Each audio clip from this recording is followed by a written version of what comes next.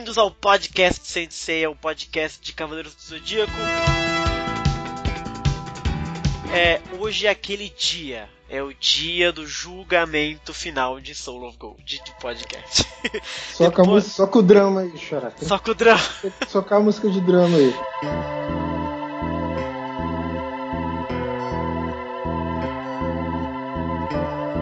Depois de hoje não se falará mais de Soul of Gold nesse podcast. Fale agora, não, cale para sei sempre. Não, hein? Não vai falar.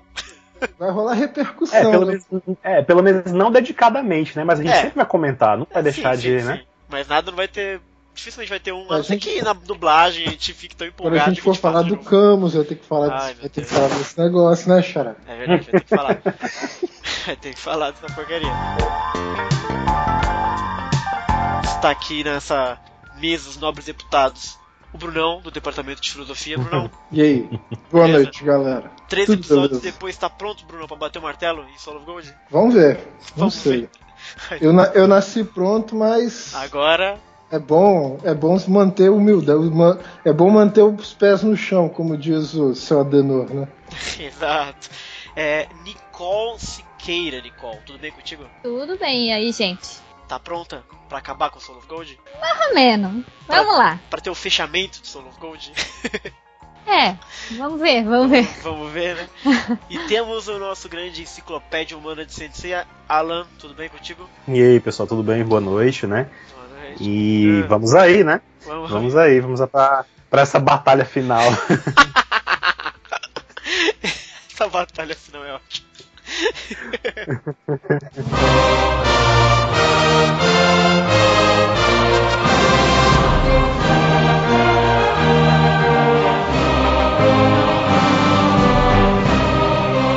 Season finale de Soul of Gold do podcast. Depois disso, dificilmente a gente vai ter. Comentamos, como a gente falou, a gente vai ter coisas de notícia, etc. Mas especificamente para o Soul of Gold pode ser o último. Ou não, vamos ver.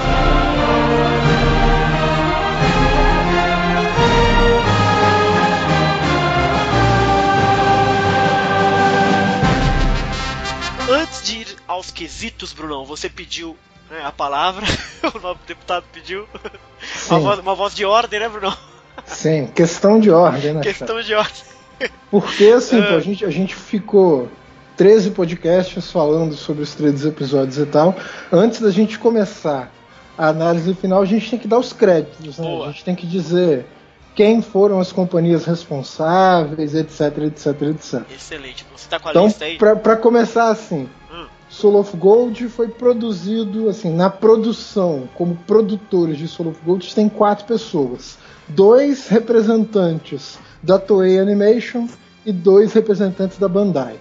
Tava conversando com o Alan antes, em off, assim, Alan tava falando que a Bandai desde sempre dava pitacos, assim, em coisas de Saint Seiya. Só que nas obras anteriores de Saint Seiya, todas elas, seja o anime, sejam todos os filmes, a Bandai não aparecia listada como no comitê de produção. Aqui em Soul of Gold a gente tem a Bandai aparecendo assim pela primeira vez como produtor mesmo. Os créditos do Soul of Gold, se você olhar na abertura, né? Você vê que lá a Bandai, esses representantes da Bandai, eles estão especificados no projeto, né? Ou seja, eles não estavam lá, como eu falei para o Brunão em off, né? Eles não estavam lá executando nada, fazendo nada. Eles estavam basicamente participando da concepção do que seria a série, né? Até porque a Bandai teve todo o interesse, né, em produzir os bonecos, e os DVDs também saíram pela Bandai Visual, então tem toda essa questão. Eles são, claro, são patrocinadores, óbvio que vão querer tomar parte dessa coisa. De mais nada. E óbvio que eles deram pitaco na parada. Na produção de animação, tem a Toei Animation. E como assistente de animação tem esse Studio Bridge. A produção de som o som foi produzido por uma divisão da Toei Animation de som. Os efeitos sonoros uma Suara Production. Que também tá sempre sem ceia.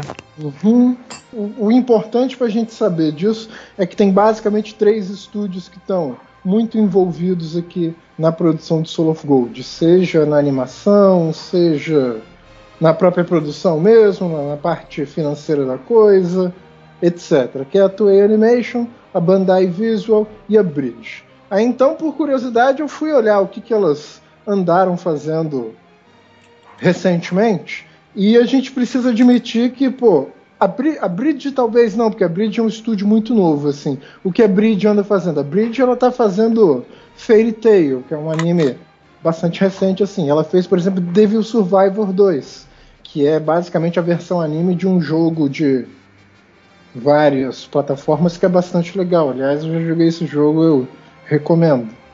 Mas é um estúdio muito novo mesmo. Tem um portfólio bastante pequeno. Agora, a Toei e a Bandai, elas têm um portfólio gigantesco. A Toei, por exemplo, fez Dragon Ball Z. Todo mundo aqui deve amar Dragon Ball Z. Eu, pelo menos, amo Dragon Ball Z. A Toei fez One Piece. A Toei, meus amigos, a Toei animou o filme The End of Evangelion, que deve ser o melhor filme de animação da face da Terra. Não tô brincando, não, sério. Caralho, eu não sabia disso. Pô, recentemente, um anime que eu descobri há pouco tempo, a Toei fez um anime chamado Mononoke, 12 episódios só, e é puta obra de arte. Lindo pra cacete. Então, assim, tem um talento, tem um potencial pra fazer parada boa na Toei, assim, que já é de você abrir a boca, assim, pô. A Toei fez Sailor Moon, pô. A Toei fez Slandunk. Só obra de arte. A Bandai também, quando ela resolve produzir coisa, também ela só entra atrás de coisa foda, pô. A Bandai, ela tá listada como produtora de Cowboy Bebop. Só Cowboy Bebop, que é puta obra de arte. Wolf's Rain também. Então, tipo assim, quando os caras mexem em coisa, normalmente sai bom. Isso pra dizer, assim, a gente tem que fazer um pouco de justiça com eles, né? É claro que a gente vai acabar pegando um pouco no pé deles aqui em Soul of Gold por uma ou outra coisa, mas a gente tem que deixar dito que os caras são muito bons. Se eles quisessem fazer uma parada sinistra aí, eles faziam. Saber fazer, a gente sabe que eles sabem fazer, né? Agora Soul of Gold não é exatamente um bom exemplo do que esses caras fizeram no portfólio deles, né? Lembrando que em toda produção de Saint Seiya, né, como em qualquer outro anime, né, sempre tem estúdios menores que são subcontratados para fazer a animação, o grosso da animação mesmo, né, trabalhar com animação e tal, até estúdios fora do Japão também são contratados para isso, os animadores, enfim, tem toda uma cadeia de produção aí, né, que a gente só vê os créditos e não dá a devida importância, né? A gente tem noção de como a dimensão é grande, né, dessa produção, de toda a produção, na verdade, né?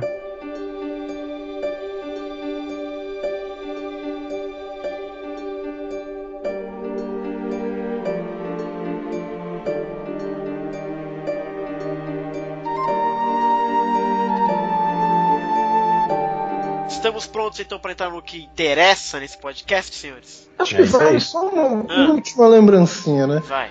Se vocês tiverem a chance, queridos ouvintes, se não fizeram ainda, ouçam aquele especial curtinho sobre Futuro de Sensei, que a gente falou sobre Boa. A gente falou rapidinho sobre a situação da animação no Japão. Eu acho que foi o 42, eu vou confirmar aqui o número direitinho. Porque isso serve de contexto e acho que ajuda a assistir essa análise final. Até porque não vale a pena a gente repetir tudo que a gente falou lá, né? Exato, exatamente isso. É o 42 parte B, que foi um spin-off do podcast que eu mantive e publiquei lá. Vamos lá, então deixa eu explicar como é que vai ser, como é que vai acontecer isso aqui. Eu vou falar quais são os quesitos, cada um vai falar um pouco sobre isso, vai dar uma nota de 0 a 8. Então são eles os quesitos que a gente combinou antes, tal, etc. Traço, a animação, a trama, desenvolvimento, a direção, trilha sonora, as lutas, os antagonistas, os protagonistas, e a gente vai fazer uma nota final sobre a nossa diversão enquanto a gente assistiu, tá? Além disso, um pouquinho mais pro final, a gente também vai dar um top 5 das coisas que a gente gostou, top 5 das coisas que a gente não gostou, e também aquilo que a gente achou que faltou a série abordar, usar e etc. Então, basicamente, a brincadeira vai ser essa. A gente separou esses quesitos para ser bem hermético na análise de Soul of Gold final. Vai ser uma nota de 0 a 8. cada um dos nobres deputados poderá dar a sua defesa, o seu ataque, enfim, a gente vai fazer uma conversa muito louca aqui. E aí o convite que eu faço até para os nossos ouvintes é que tudo isso estará numa planilha que eu vou compartilhar com todo mundo, e os próprios ouvintes também poderão dar as suas notas de 0 a 8 na mesma planilha para a gente ter uma nota da galera todo do podcast. Então fiquem ligados aí que é só você digitar lá o seu nome, colocar as notas. Vou pedir, óbvio, o bom senso das pessoas não ficar editando a nota dos outros. Eu acho que vocês são adultos, não precisa ficar fazendo esse tipo de palhaçada. É isso aí, então vamos ao primeiro quesito, senhores? Antes, Xará. Ih, lá vai. Só questão de ordem. Uma outra questão de ordem, assim, para os queridos ouvintes. Eu só quero dizer o seguinte, acho que eu posso falar por todo mundo aqui que tá no podcast, eu sou fã doente de Saint Seiya. Então, tipo assim, nesse podcast aqui eu vou literalmente me dividir em 2. Vai ter o Brunão que vai falar da paixão louca que ele tem de Saint Seiya, e vai ter o Brunão que vai tentar falar de Soul of Gold de uma forma um pouco objetiva, tá ligado? Então, às vezes eu vou falar como que eu adorei a coisa, e às vezes eu vou falar como que eu odiei a coisa. Então, por favor, tenha um pouco de paciência comigo nesse quesito. Você vai ser tipo Saga. Tem um Saga normal ou Saga fumada? De um lado o Brunão, de um lado que ama Saint Seiya, e do outro lado Teixeira, né? Meu Deus do céu. Eu sou professor, né? Então eu costumo fazer isso. Quando eu tenho que corrigir prova, eu viro Teixeira. E outra coisa que vai ter também pro final é a questão das contagens de teorias que eu finalmente terminei. E eu vou dar um número final pra todo mundo no final curtir. E essa planilha vai estar também disponível pro povo ver quais teorias o Bruno acertou, quais teorias o Alan acertou, quais a gente errou. Eu achei que ficou bem bacana essa contagem. Se eu soubesse que ia ter essa contagem, eu não sairia fazendo teoria de fã cheio de fé, né? Mas foi bem legal. E você forçou a amizade, né? Vamos logo, senão esse podcast não acaba nunca. Vamos começar fácil. O primeiro quesito, ele é simples, fácil, direto, tá bom? O primeiro quesito é o traço, meus amigos.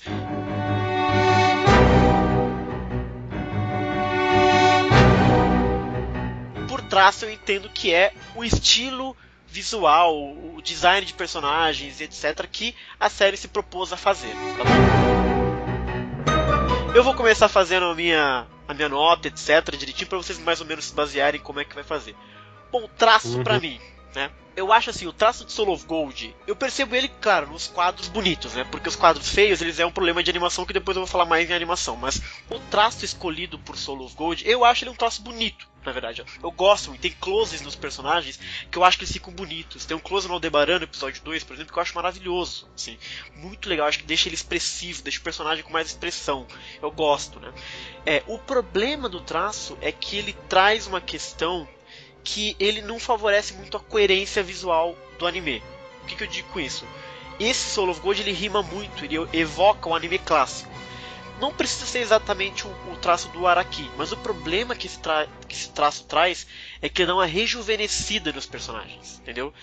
Ele deixa os personagens um pouco mais magros, o visual da face deles fica um pouco mais rejuvenescida. Então nesse caso, embora eu ache o traço muito bonito, eu acho que ele é um pouco equivocado. Porque dá uma distância entre o que eram os personagens que pareciam muito mais adultos, e aí você vem pra Soul of Gold e eles parecem, na verdade, um pouco mais jovens. Isso do ponto de vista dos Cavaleiros de Ouro. E aí o traço eu acho que ele é um pouquinho equivocado. E aí, quando a gente parte pra parte de design de personagens, eu acho os antagonistas um pouco mal feitos, não acho eles muito bonitos, de fato. De uma forma geral, tem personagens que são bonitos, tem personagens que não são tão legais. Então assim, a minha nota final pro traço, eu acho ele bonito, mas eu acho ele na verdade uma escolha equivocada. E quando eu falo de traço, eu também estou falando um pouco sobre a questão do ambiente, de Soul of Gold e tal, a parte visual mesmo, né? Então pra mim a nota final do traço ficou de 3 sentidos, né? Tem quadros lindíssimos do rosto, acho que a parte do rosto ela fica mais expressiva, mas também para alguns personagens o cara parece mais novo, e aí não tem muita coesão com o que a gente já tinha visto do anime, porque teoricamente eles tinham que ter saído de Hades para cair em Soul of Gold, e aí tem essa disruptura que eu acho que o traço não ajudou. Então a nota final, Bruno, é 3 sentidos para o traço.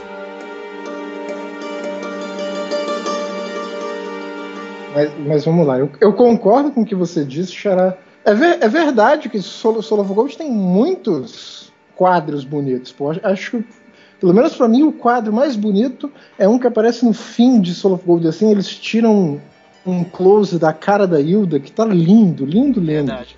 O traço de Soul of Gold pra mim não compromete a série, assim, não é grande, não é aquela coisa assim, nossa, meu Deus, que traço foda, não é aquela coisa excelente, mas pra mim não compromete a série.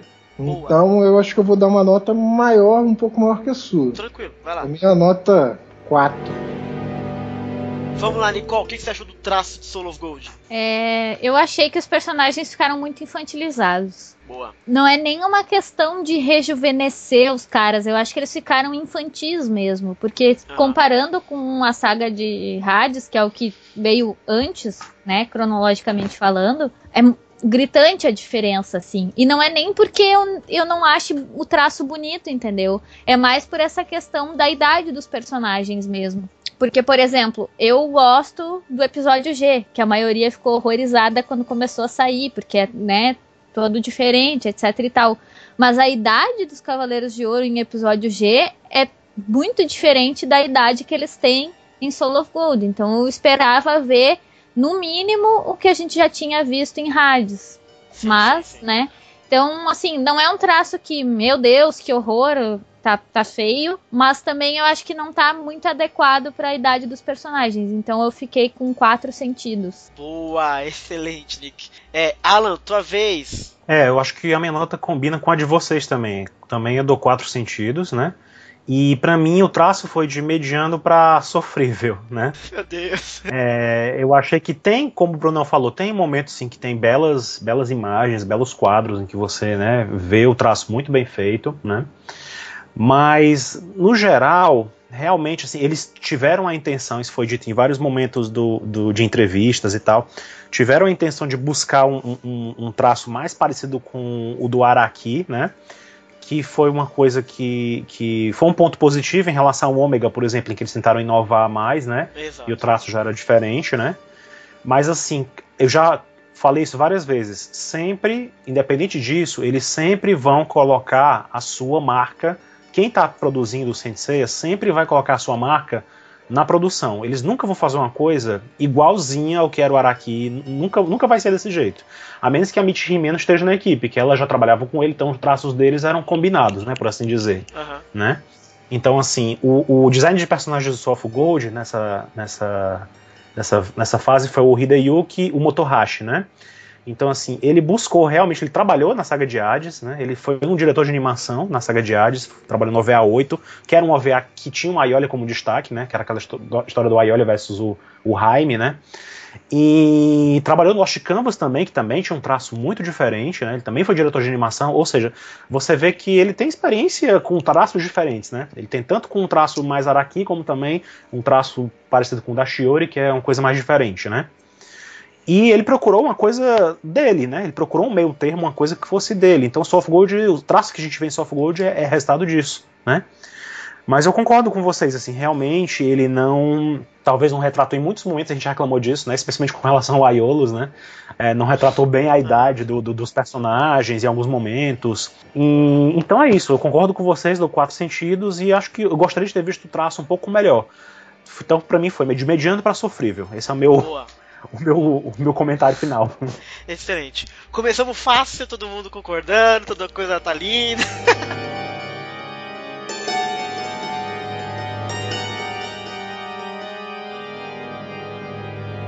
Vamos então adiante com a animação. Eu vou deixar agora o Brunão começar. A animação basicamente é a fluidez, a coisa, etc. Brunão, vai lá.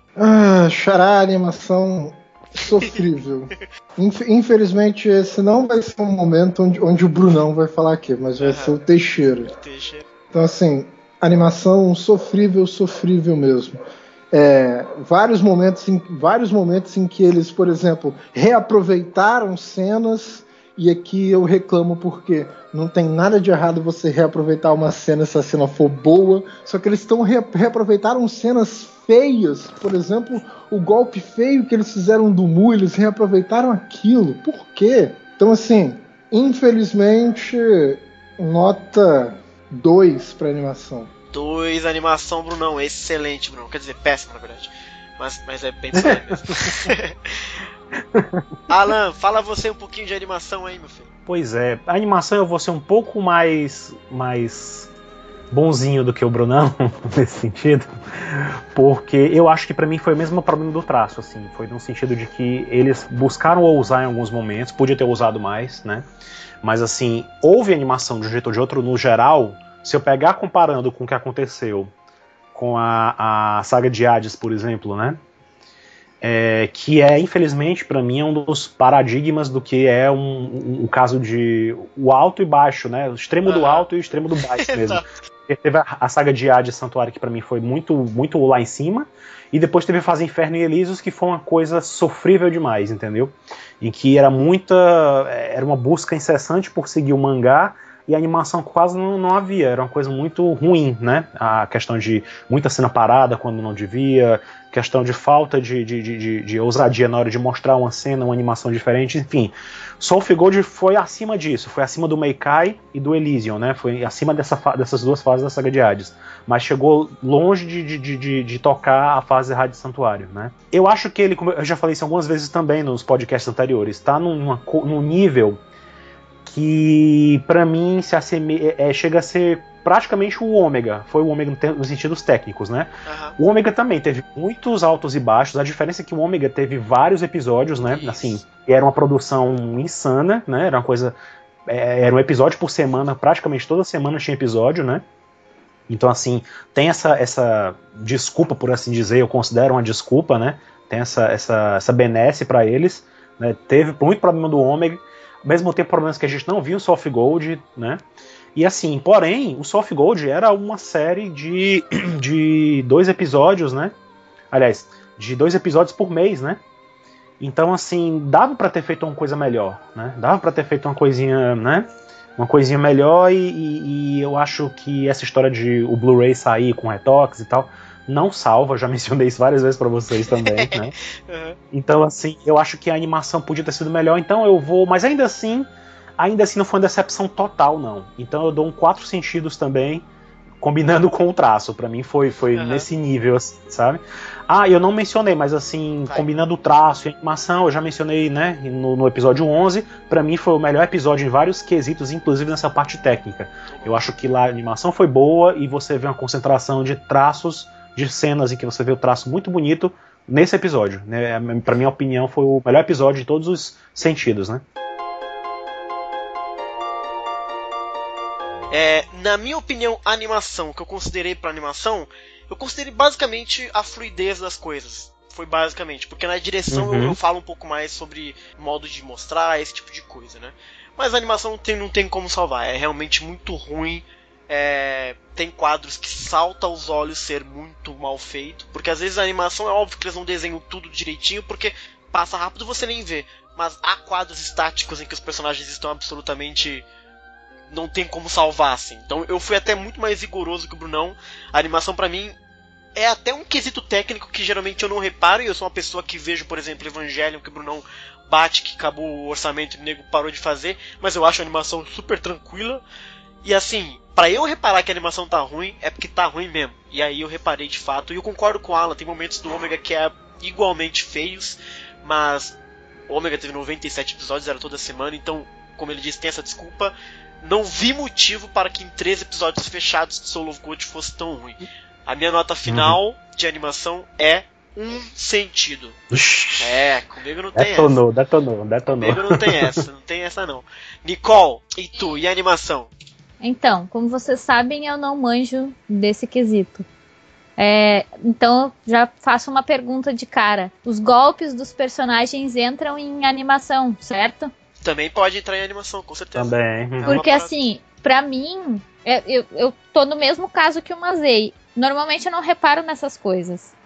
Só que o negócio era tão gritantemente feio que tem coisas que não dá pra passar batido. Por exemplo, o Mu sem cara não dá pra passar batido. Pra mim, né? Claro que eu entendo que tem milhares de cenas e tal, que às vezes os caras usam isso como recurso, blá blá blá blá blá. Mas pra mim, é uma das coisas imperdoáveis. E eu achei que, tipo, os golpes dos personagens se basearam só em luzinhas. Boa. E aí entra mais no negócio da infantilização do anime, sabe? Além dos personagens estarem infantilizados, me parece que os golpes deles também ficaram, tipo... um dos ouvintes até comentou isso. Nas lutas ali, eles mandavam os golpes e parecia que não tinha efeito nenhum, porque era só uma luzinha lá que batia e pronto, sabe? Levantou bem, Nick, porque isso é realmente um problema de animação, porque assim, o diretor pode escolher, quero fazer lutas com luzinhas. Agora, é culpa da animação as luzinhas não darem impacto, por exemplo. Então você levantou uma boa, com certeza. Então assim, pra mim, na maior parte das vezes foi horrível a animação. Caraca, boa. Mas como eu sou uma pessoa muito boazinha, eu vou dar 3 sentidos. Quem só pra não disse que ficar você é boazinha, tão... Nicole? Desde quando você é boazinha? Às vezes.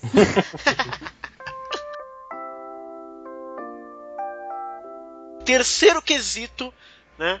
Aqui da nossa escola de samba Soul of Gold, trama. E aí eu vou começar só pra explicar o que eu compreendo de trama, até porque é um pouco desassociado um pouco do desenvolvimento. A trama, ele é o plot, ele é a história, é o mote de Soul of Gold existir, né? E aí depois tem a questão de como é que essa história se desenvolve, que a gente vai falar um pouco sobre o desenvolvimento. Então eu vou dar minha primeira nota, e aí vocês seguem por aí, tá? Então assim, a trama de Soul of Gold, da maneira que eu entendo a trama de Soul of Gold, ela é: o Loki escolhe um momento em que Athena está fora do mundo para dominar o planeta, né? E para isso revive os Dourados para poder alimentar a Yggdrasil e ganhar a Gangrene para conseguir fazer isso. Esse é o mote do negócio, é a trama de Soul of Gold. É o Loki querendo dominar o mundo, certo? Bom, na verdade não, Xará, discordo de você. Vai lá, Bruno. Discordo totalmente de você, Xará. Para começar assim, essa análise da trama que você está fazendo, ela está pressupondo que você assistiu Soul of Gold desde o começo. Entendi. Nem sempre é o caso. A trama de Soul of Gold qual é? Os Cavaleiros de Ouro apareceram em Asgard ressuscitados por alguém. Essa é a trama de Soul of Gold. Soul of Gold se desenvolve a partir desse ponto inicial. Isso é a trama. E as armaduras divinas é a chave da história. Por quê? Né? Outro também elemento da trama era esse. Entendi. Então não entendi nada. Dentro desse contexto. Não, mas ainda assim eu acho que você captou, né, de outro, você quando deu a sua nota, você pensou nisso tudo também, né? Aí dentro desse contexto, a gente descobre que existe uma divindade que havia sido selada em algum momento no passado, Loki, que ela estava possuindo um médico lá da corte de Asgard, que era o médico da Hilda e tal, que ela cai doente por algum motivo que a gente não sabe, daqui a pouco a gente fala sobre isso, mas no desenvolvimento da história. Esse cara começa a usar os poderes, o cosmo dos Cavaleiros de Ouro e de suas armaduras para fazer nascer a Gangrene na Yggdrasil. Então, nesse sentido, a trama de Soul of Gold pra mim, na verdade eu achei a trama muito, muito boa, cara, na verdade. Eu achei que foi muito bem escolhida, eu achei louvável o modo como eles conseguiram casar direitinho com a saga de Hades, fazendo um evento completamente alienígena ali, de uma certa forma servir como desculpa pro Loki, né? Fazer o que ele tá fazendo ali. Faz todo o sentido do mundo se uma divindade do mal, a gente pode debater se é do mal ou se não é, mas enfim, que queira dominar o mundo, faça isso justamente quando Athena não está. Então faz todo sentido do mundo, realmente é um bom plano, né? Então eu achei realmente a trama de Soul of Gold muito boa. Os problemas vão vir depois do próximo quesito. Mas a história, a coisinha, sabe? O eixo central de Soul of Gold eu achei muito bem escolhido. Então, pasmem ou não, a minha nota da história, trama e plot de Saint Seiya, Soul of Gold é 8 sentidos. Próximo. Você é muito bonzinho, Xará. Vai, Brunão. Assim, pra mim a trama não é o que compromete também Soul of Gold. A trama pra mim também não é o que compromete Soul of Gold. Acho que o único problema que eu tenho com a trama é que ela é um pouco previsível. Por exemplo, a gente matou lá no começo, antes de sair o primeiro episódio, que o Loki seria o antagonista, entendeu? Ela talvez sofra um pouco por ser um pouco previsível, mas ser previsível não é o pior dos problemas.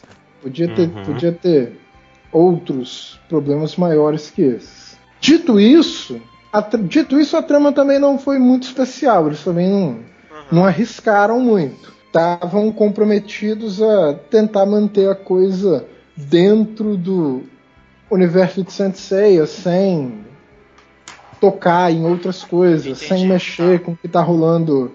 Sem mexer, por exemplo, em Next Dimension, sem mexer o que já estava rolando paralelo a isso na saga de Hades, etc.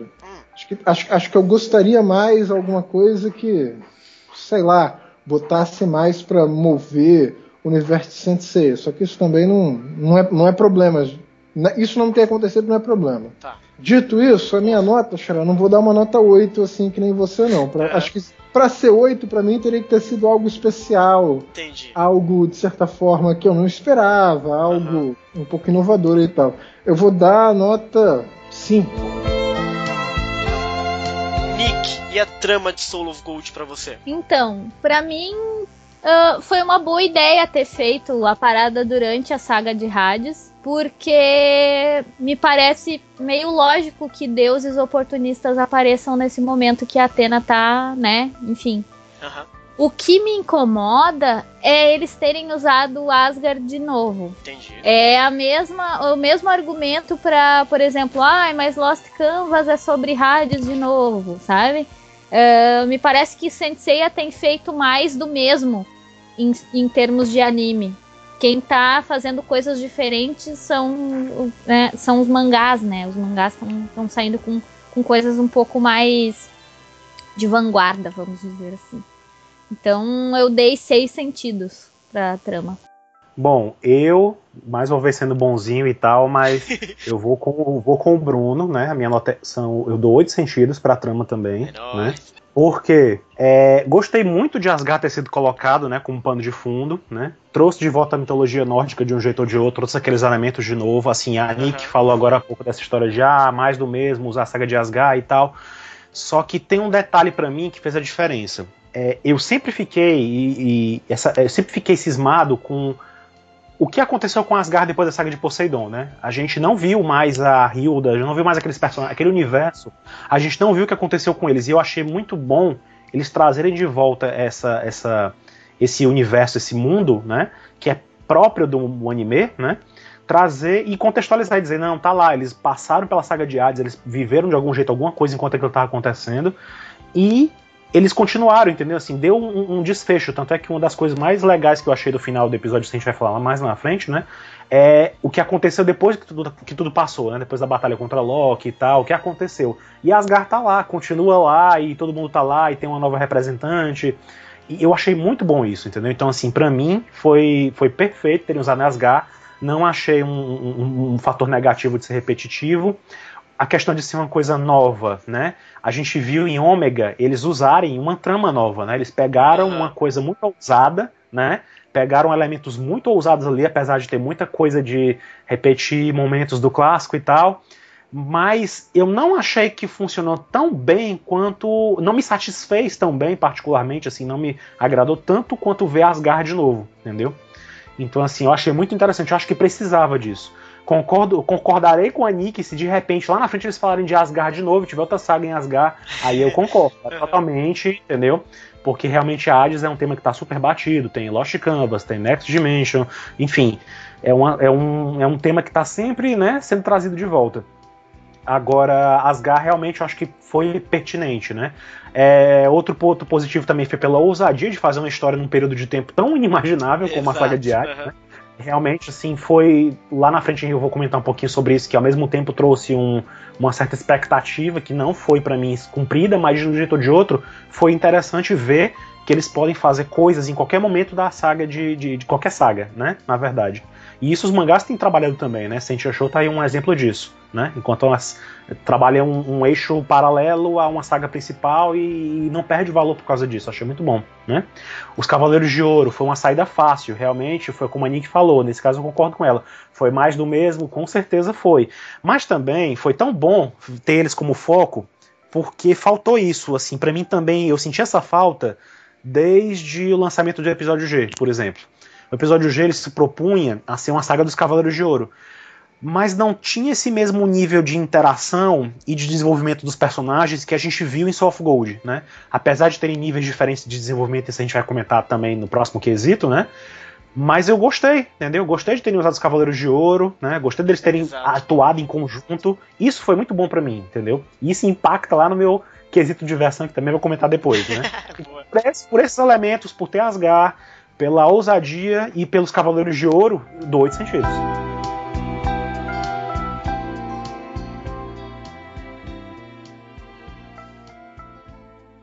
Agora a gente vai entrar no terreno pantanoso da coisa. Agora o bicho vai começar a pegar. Que a gente vai falar do desenvolvimento. A gente tem a trama, né? E aí a trama se desenvolveu. É o que o Brunão geralmente traz. É o texto, né? A coisa de como eles quiseram desenvolver várias linhas da história, etc. Vamos tentar não confundir muito com a direção. Porque a direção é mais ou menos como é que vai mostrar aquilo que o texto está, né, propondo, basicamente. Então, assim, desenvolvimento, tá?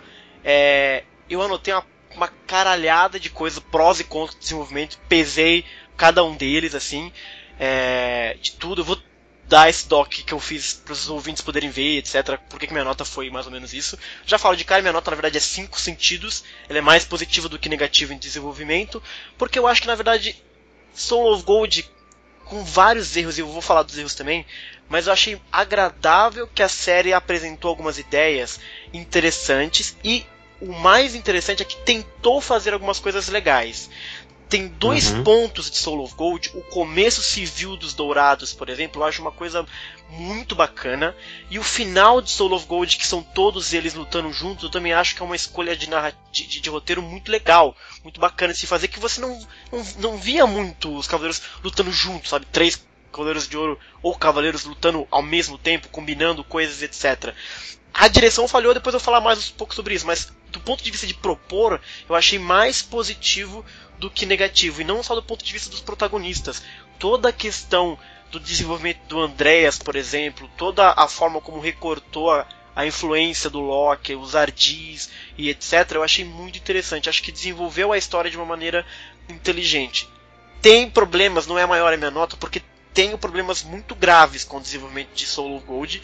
2 deles para mim são muito complicados de engolir, mas que não são suficientes para derrubar a nota por completo. Um deles, que é culpa do desenvolvimento, eu acho que pecou um pouco e derrubou um pouco o desenvolvimento, o texto, é a armadura divina.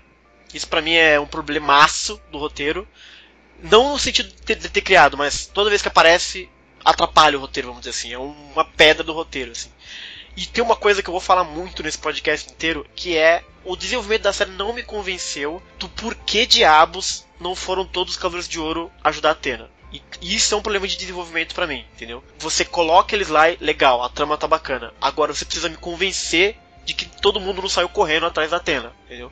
E você percebe que pra cada Cavaleiro de Ouro isso é uma parada esquisita, assim, entendeu? Mas pra nenhum deles ficou muito claro, na verdade. E acho que a série nem se preocupou muito em explicar.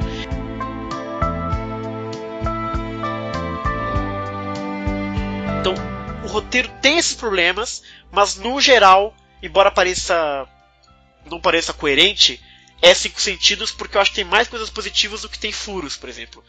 E aí os furos a gente fica teorizando, mas eu acho que poderia explicar sim esses furos aí. Então 5 sentidos pra mim, nesse quesito complicado aí que a gente tem de desenvolvimento, Brunão.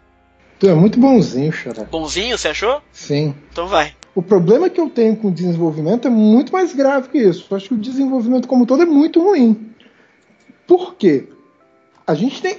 Eu parto do princípio de que Sensei é um universo. Tipo assim, Sensei não é uma obra que simplesmente gira em torno do personagem e que o mundo inteiro muda ao bel prazer do protagonista, tá ligado? Sensei é um universo.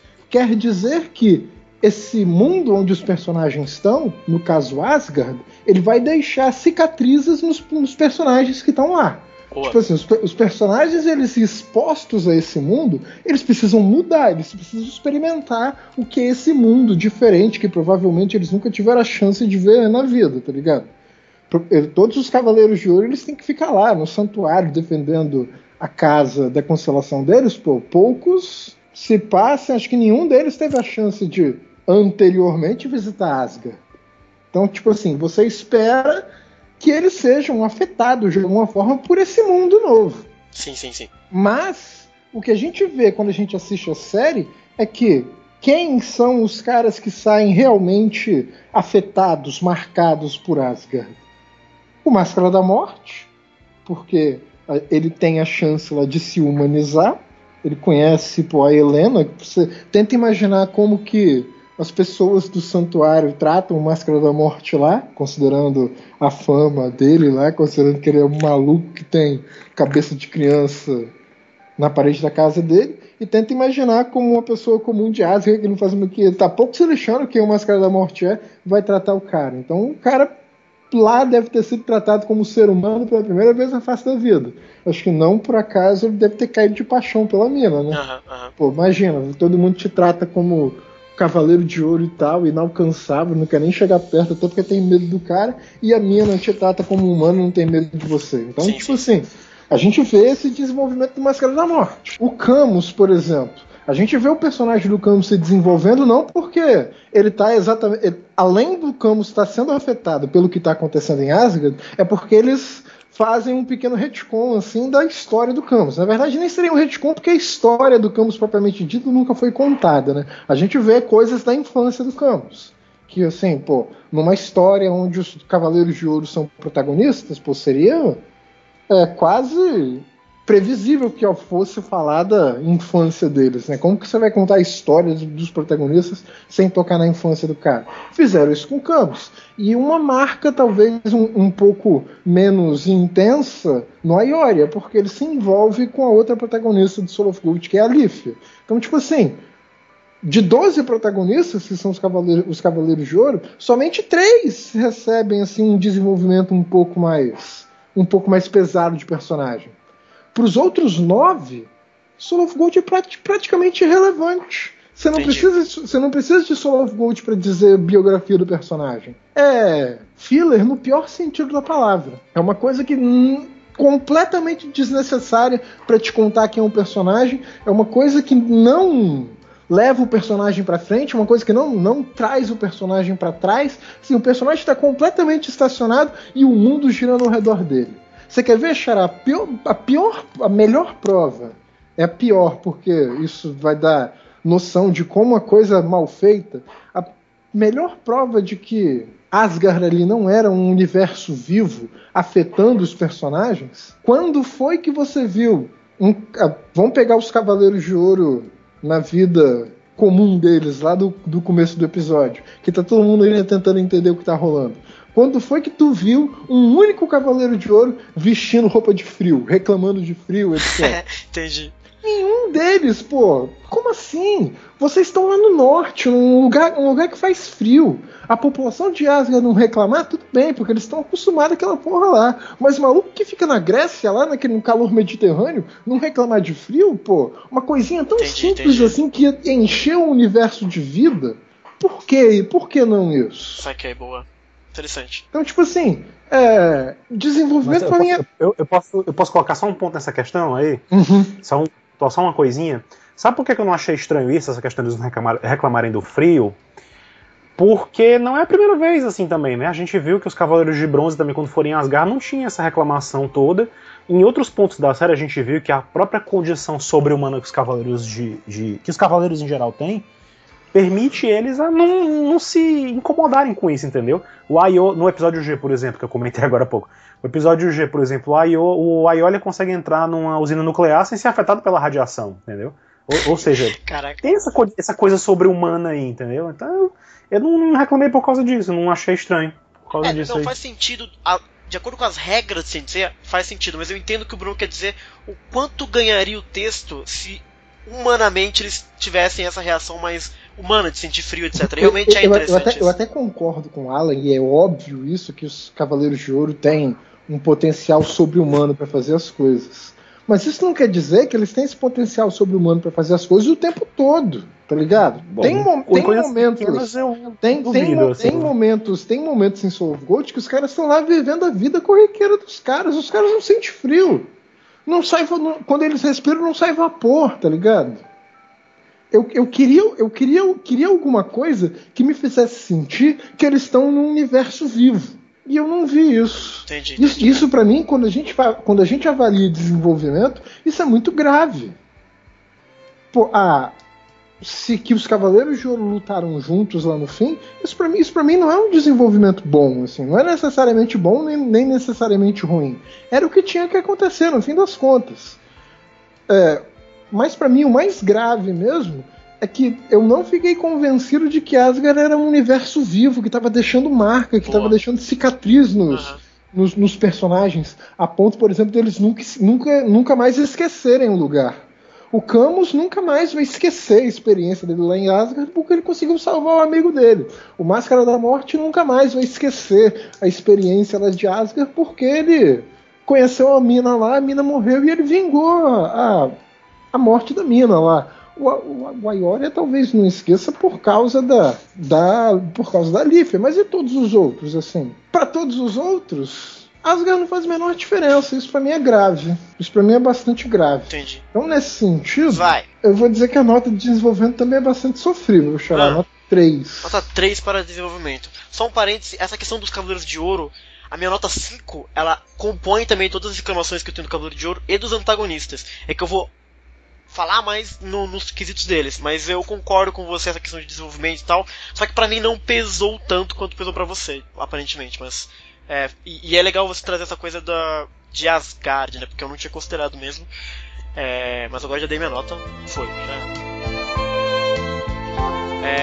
Vai, Nicole, fala um pouquinho do desenvolvimento de Soul of Gold. Então, eu não cheguei nesse ponto tão, no âmago da coisa. Mas eu acho o seguinte, a trama, de modo geral, a ideia inicial era boa, mas o desenvolvimento deixou a desejar, porque, por exemplo, primeiro que o nome do negócio é Soul of Gold e... Boa, Nick! Mostrou, às vezes, teve episódios que mostraram um desenvolvimento de Guerreiro Deus e não de Cavaleiro de Ouro.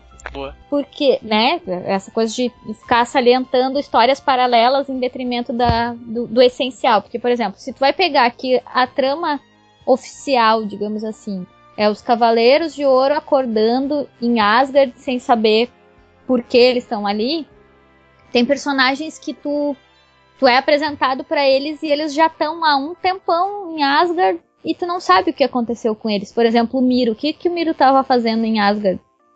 A não ser atacando o cara com a agulha escarlate, assim.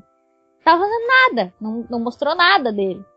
E outras coisas que me incomodaram, por exemplo, o negócio da Hilda, que acho que todo mundo ficou um pouco preocupado com isso, porque a Hilda simplesmente ficou doente e ninguém sabe do que não foi explicado em nenhum momento. E é um puta desperdício, porque a Hilda é uma baita de uma personagem, tipo, é Asgard, sabe?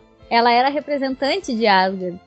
E tu não explica o que aconteceu com a mulher. Isso é absurdo, sabe? É uma perda, assim, sem precedentes, do meu ponto de vista, claro. Depois, outras coisas que me incomodaram. Por exemplo, a questão das armaduras divinas. Acho que é um outro ponto que todo mundo ficou, encucado. Porque precisa que os 12 Cavaleiros de Ouro despertem armaduras divinas. Qual é a necessidade disso? Se os guerreiros deuses, por exemplo, não foram desenvolvidos o suficiente para que fossem oponentes fortes o suficiente para causar grande impacto ali. Porque, para mim, não faz sentido. Um dos ouvintes também, se eu não me engano, até foi a Isabela, talvez, comentou que a Gungnir lá foi destruída em 5 segundos. Então... que poder é esse dessa arma que precisa de 12 armaduras divinas, sabe? Pra destruir. Se ela foi destruída com tanta facilidade. Outra coisa que me incomodou também foi que a gente sabe que o Loki dominou o Andreas. E a gente sabe que o Andreas chegou ao poder, mas a gente viu isso contado pela Alicia. Eu gostaria que talvez eles tivessem colocado mais cenas do próprio cara, entendeu? Interagindo... mostrando como é que o Loki chegou ao poder por ele mesmo e não por outro personagem que tá contando a história. E pra mim, acho que o pior, assim, foi... sei lá... pra mim, o mais imperdoável de tudo, assim, foi que o protagonista não tem um bom desenvolvimento na história. Ele simplesmente ficou, assim, como um cara que a Alicia usou um argumento bobo e ele aceitou e tá, vai fazer o que ela quer e vai ajudar ela, sabe? Eu acho que ficou um pouco bobo mesmo, porque tem lógica. Os caras estão no meio de uma batalha contra Hades. Acho que todo mundo entende isso. Que eles vão ter vontade de ir atrás da Athena e tal. E o próprio protagonista, ele tem isso num primeiro momento e depois simplesmente ele esquece, sabe? Não, vou fazer isso aqui porque eu já tô aqui e tal. Eu acho que se ele tivesse esse dilema de será que eu fico, será que eu vou? Acho que teria um pouco mais de lógica, assim. Não sei. Ao todo, eu dou 3 sentidos. 3 sentidos para Nicole. Boa.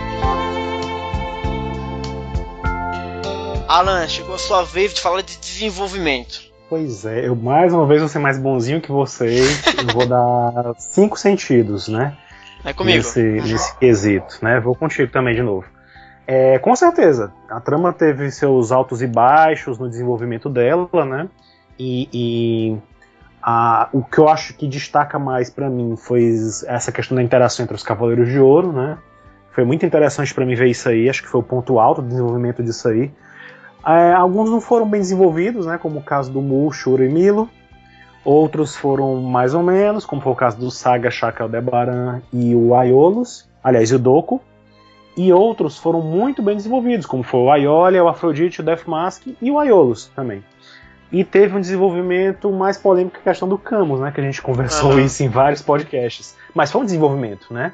Do jeito ou de outro foi um desenvolvimento. Pode não ter agradado muita gente, mas foi um desenvolvimento. O final não foi muito surpreendente, assim, teve uma hora que a gente esperava, né, nossos podcasts divergindo para uma coisa bem previsível, né? E a gente comentou isso também.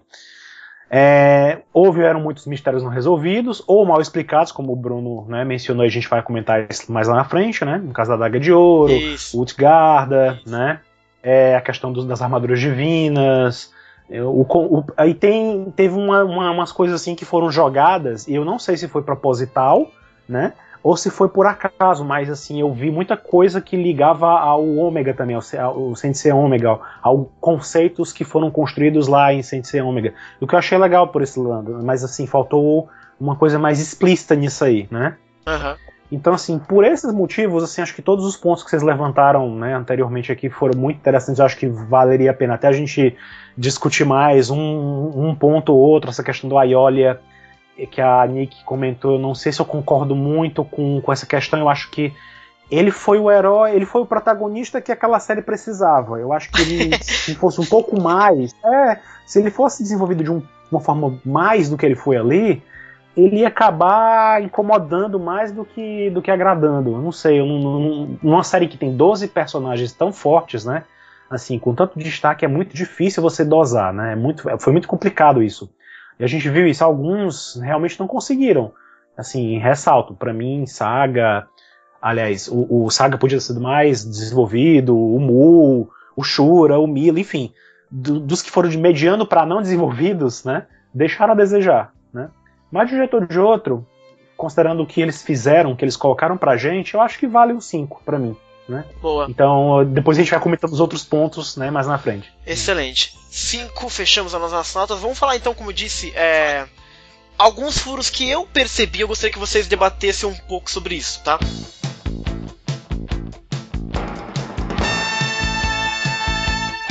Primeiro furo, essa coisa dos Cavaleiros de Ouro serem convencidos a ficar em Asgard, né? Então, assim, a gente saiu de Hades, todo mundo acabou de renascer, morreu no muro e renasceu aqui.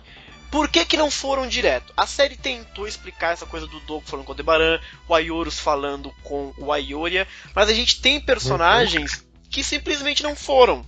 O Shaka não entrou na batalha, o Aldebaran no primeiro momento não entrou na batalha, o Camus cagou pra batalha deles, escolheu fazer outra coisa, mas também não foi pra Hades. Então, assim, do meu ponto de vista, embora a série tenha tentado, ela falhou em me convencer que esses caras não deveriam ter saído correndo pra ajudar a Athena, que tava num vaso sangrando ainda, entendeu? Então, assim, era muito severo pra que se fosse esquecido muito rapidamente, entendeu? Quem salva? Bom, primeiro, Xará, eu acho que os Cavaleiros de Ouro nem fazem ideia de que ela tava num vaso sangrando. Verdade. Isso aí é um bom ponto. Eles não fazem ideia de que isso tá rolando. E eu acho que, pô, fora isso, tá rolando uma parada lá com eles que é muito estranho, né, pô? Você morrer e ser ressuscitado. Sim, mas... Tem uma parada sinistra acontecendo lá. Os caras sabem que tem uma parada sinistra acontecendo lá. E mesmo que eles quisessem ir pro Hades, não é simples assim, brother. Oitavo sentido não é brincadeira. Talvez o único que conseguisse ir fácil pra lá, sem maiores consequências, fosse o Shaka. Mas todos os outros ficaram na merda. Mó cara lá no Hades. Não, mas o Doku e o Canon foram normalmente também. Sim, mas Doku é o cara, pô. E o Canon... O Canon é o clone do Saga. Então, mas aí eles ensinariam pros outros e eles iriam, teoricamente. Não, mas os outros foram, Xará. Mas eles ficaram na merda um tempasso lá. Eles nem foram, eles morreram. Ficaram presos. Eles ficaram presos numa prisão lá de cara o tempo inteiro. Só saíram de lá quando o pau começou a quebrar mesmo. Saíram... Então, tipo, tem uma questão aí que eles fizeram todo o esforço pra derrubar o Muro das Lamentações. Sim, o que tinha além do muro, né? É outro obstáculo além. O simples fato de você ir até o Mundo das Trevas não garantiria nada. Tem essa questão de o que eles iam fazer pra transpor aquele muro que eles abriram caminho pros outros de bronze, entendeu? Então, assim, tem esse obstáculo a mais aí, né? Tem vários outros poréns aí. O Aiolia colocou no primeiro episódio bem claro essa questão de que, eu vou pro santuário, né? Só que a simpatia que ele teve pela Lífia no começo, né? Ele sentiu o sofrimento dela e Asgard tava daquele jeito e tal. E ele pensou, por que não? Já tô aqui, eu posso tentar resolver isso rápido e voltar, né? E resolver logo depois. Se ele já tava uma semana e não aconteceu nada, por que, né? Então, por que não? Acho difícil, cara. Talvez seja um argumento fraco. Talvez seja um argumento fraco, mas quando eu assisti os episódios de novo, fui vendo que a construção foi até bem feita nesse ponto. Tipo, o Aiolia teve esse momentozinho, vou resolver aqui o problema dela, é só um carinho que tá ameaçando aqui, vou lá com ela e resolvo isso num instante. Só que aí teve esse elemento novo da marca. Primeiro, o Aiolia chamou eles pra avisar que tava vendo uma coisa lá que eles tinham que ir pra Yggdrasil, né? Exato. Eles iam encontrar as razões da ressurreição deles lá. Teve a questão da marca dos Enheniers que fez aquela mudança no Aiolia, né? Isso deixou ele mexido também. E teve o elemento da armadura divina, que de cara o Aiolia ficou enfraquecido logo em seguida. A Lífia foi levando ele, né, no episódio seguinte. E a trama foi toda se desenvolvendo a partir daí, né? Então, assim, não foi uma coisa tão de repente assim, entendeu? Ou seja, teve alguns motivos que foram aparecendo pra manter o Aiolia ali. Eu acredito que com os outros não nos foi mostrado, isso. Mas deve ter havido outras coisas, talvez o erro foi esse aí. Não ter mostrado outras coisas, mas que eu acho que foi não foi tão por acaso assim eles terem ficado ali em Asgard, terem decidido ficar em Asgard, acho que foi válido, entendeu? Acho que foi... Eu comprei a ideia, entendeu? Eu acho que entendi assim, a ideia. O problema, você falou muito bem, essa questão de não ter mostrado os outros, acho que eu não precisaria, se eu tivesse me convencido de que o Aiolia foi convencido. E o grande problema que eu tenho é, eu não fiquei convencido que o Aiolia ficou convencido. E mais do que isso, eu fico me perguntando, o que diabos convenceu o Aiolos a ficar? Porque o Aiolos é o cara que salva a Athena, a Saori, etc. Ele é o cara. De cara então foi, a gente vê isso na batalha. A gente vê isso na batalha dele com o Andreas, né, na luta. Ele de cara, provavelmente ele foi revivido lá bem próximo da Yggdrasil mais que os outros, né? Foi até lá pra ver o que tá acontecendo, falou com o Andreas, sentiu que o cara era forte, né? O Aiolos de cara percebeu, o que provavelmente o Shaka, o Doku e outros perceberam também, é que se eles reviveram, é porque tinha uma influência divina muito forte atuando ali, entendeu? Não era qualquer coisa, o fato de eles terem voltado não é uma coisa normal, entendeu? Então assim, ele foi direto investigar o que estava acontecendo, porque você não pode viver num mundo desse, onde nada acontece por acaso, né, sem ser, tudo tem uma certa predestinação aí, né, sem achar que tem um forte motivo para eles estarem ali em Asgard e vivos de novo. Então o Aiolos foi o primeiro a sacar isso aí, foi lá ver o que estava acontecendo, encontrou o Andreas, que era a fonte de todo o mal, e assim como o Aiolia, foi do mesmo jeito. Ele foi encontrar lá com a Yggdrasil, encontrou o Andreas, viu que o Andreas era uma ameaça, né, e viu que o negócio lá era do mal mesmo, né. O Andreas deu um golpe nele, ele caiu, foi resgatado pelas serviçais da Hilda, se recuperou, né? Passou um tempo se recuperando, e logo em seguida uma coisa foi levando a outra, né? A partir daí eu entendo. O meu problema é assim, o Aiolos revive. O que eu imaginaria de um Cavaleiro de Ouro é assim, tá acontecendo o Hades, tá acontecendo o grande eclipse e a Athena tá em perigo. Vou direto lá. Essa é a primeira coisa que eu esperaria de um Cavaleiro de Athena.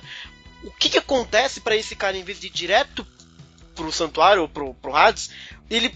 não, deixa eu ver o que tá acontecendo aqui nessa Yggdrasil, entendeu? Esse tipo de ruído que eu não consegui ficar convencido muito bem. Mas, Xará, isso não é ruído, isso é desenvolvimento. Mas não teve desenvolvimento, a gente não soube. Você pode acordar numa terra gelada e ter esse negócio na cabeça. Eu tenho que voltar pro santuário.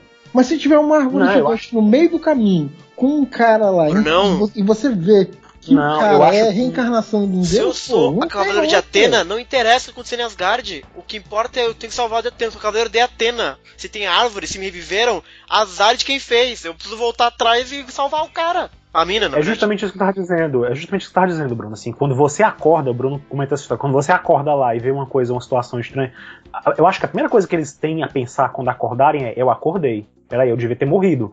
Por que eu não morri? Uhum. Eles olham ao redor, o mundo não acabou. O que aconteceu com a Batalha de Hades? Não sei. Eles veem o eclipse lá em cima ainda tá acontecendo. Ou seja, tem muita coisa antes pra se pensar em automaticamente eles pensaram: eu vou lá pro santuário. Teve esse momento? Teve. O Aiolia mostrou isso. Ele levantou quando ele se tocou que tava em Asgard, que tava lá vivo. Peraí, eu tenho que ir até o santuário. Ele começou a andar e abrindo caminho e saindo, entendeu? Só o que deteve ele foi a história da Lífia ter apelado pra ajudar ele, né? O problema que eu tenho é com o Aiolos, porque o Aiolia, ele teve a reação do que eu esperaria. Ele acordou, dane-se que alguém me levantou, vou salvar a Athena. O que fizeram, dane-se. Agora, o que convenceu o Aiolos pra ele convencer o Aiolia? Isso que pra mim é muito... Peraí, não é possível, entendeu? Como ele não é como os outros cavaleiros. Ele viu que a coisa ali era séria. Pro fato de eles estarem ressuscitados ali em Asgard, é porque tinha alguma coisa séria acontecendo ali. O destino queria que eles estivessem ali, alguém queria que eles estivessem ali pra resolver alguma coisa. Entendi. Isso ele sacou de cara. Entendeu? Assim, então acho que esse é o diferencial dele. Tanto é que ele alertou os outros sobre isso. Vão pra Yggdrasil. Assim, ele então, faz isso, exato. Pois é, então assim, ele, não é à toa que ele era pra ser o mestre de santuário, entendeu? Ele tem uma visão macro, ele tem uma visão além do que os outros veem, entendeu? Entendi. Ele foi mais do óbvio de vou voltar pro santuário. Não, peraí, tem uma coisa errada aqui no mundo.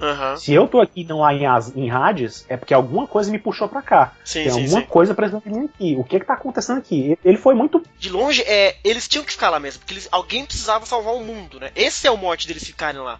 O que eu acho é que a série não salvou isso, né? A série não abordou isso. Você precisa ficar porque o mundo está em perigo e vocês são a única linha de defesa que o mundo tem nesse momento, né? Eu achei que a série ficou usando muito filosofia e não falou o óbvio. Pra me convencer que eles tinham que ficar ali, entendeu? Tanto que não convenceu o Shaka, por exemplo, que não lutou logo de cara. O Camus cagou geral pra tudo. O Máscara também não quis. O Afrodite também não fez nada. Entendeu? O Aldebaran também não estava muito afim. Então eu acho que a série ela podia ter sido mais incisiva no motivo. Vocês fiquem aqui porque o mundo está em ameaça e vocês são a única linha de defesa. Entendeu? E eu acho que a série, o texto da série, falhou um pouquinho nisso.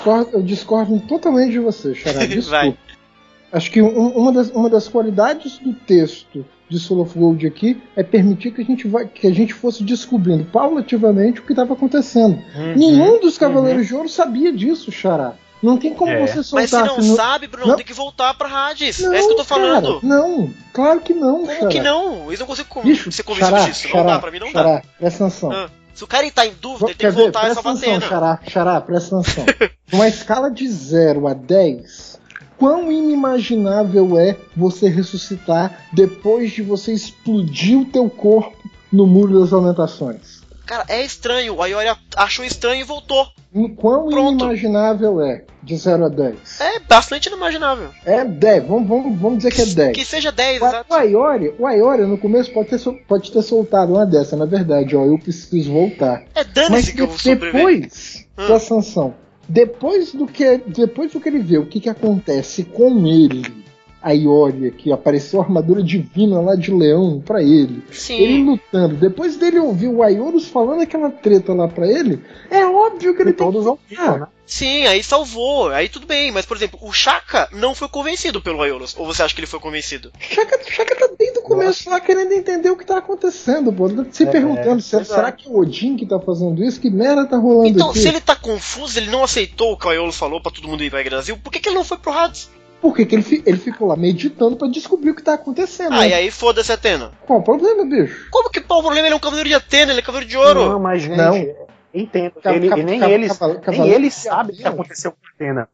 Veja só, Xará, Cavaleiros de Atena são 5 só. Eles são Cavaleiros de Ouro. Os caras têm mais obrigação. Não mete essa. Eles falam lá que eles são Cavaleiros de Atena, você tá louco? Não, isso. O Shaka fala, inclusive, quando ele enfrenta o Balder, que ele tá lutando por Atena. Não, tudo bem, mas lá no final da série eles colocam que eles lutam também pelo bem da Terra, pela justiça. Exato. Tal. Então, assim, eles não só estão comprometidos com a própria vida da Atena, mas, tipo, se você parar pra pensar que se algum deles ponderam em algum momento que a batalha tá perdida e que eles são a última linha de defesa da Terra, não adianta eles irem pra de Hades. Concordo, entendeu? Exato, concordo. Pois é, de repente eles podem estar pensando, talvez, mais uma vez, foi um erro da série não ter colocado isso de alguma forma, né?